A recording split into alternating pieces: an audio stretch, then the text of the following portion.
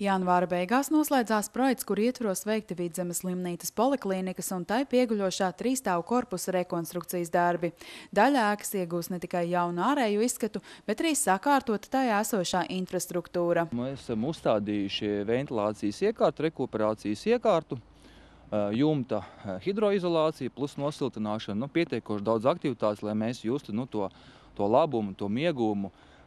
Protams, ne tikai mūsu klientiem, pacientiem, bet arī mūsu darbiniekiem. Kopējās projekta izmaksas ir 1,1 miljonus eiro. Šim mērķim tika piesaistīti līdzekļi no klimata pārmaiņu finanšu instrumenta.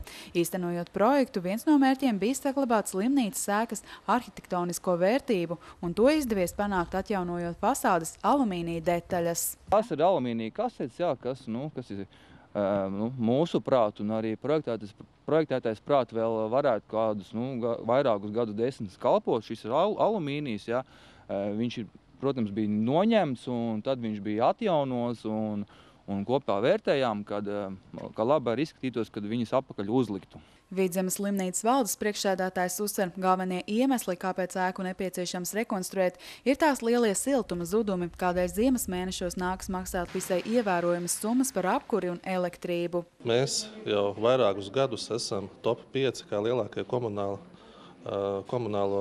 maksājumu maksātāji un gribās, lai tomēr mēs tā kā svaru kausus pārbiedītu, lai vairāk naudiņu paliktu medicīnai, nevis komunālajiem maksājumiem. Un jāsaka, ka tiešām ir izdevies viena daļa no ieceres sakārtot C korpusu, polikliniku un arī mazo korpusu, gan vizuālā skatā labā, gan no energoefektivitātes viedokļa. Jāsaka, ka mērķis galvenais tomēr bija energoefektivitāte, kā jau minēju, lai mums būtu mazāk jāmaksā komunālajie maksājumi gan par siltumu, gan par elektrību. Aprēķini liecina, ka turpmāk Vidzemes slimnīca varētu ietaupīt līdz pat 100 000 eiro gadā.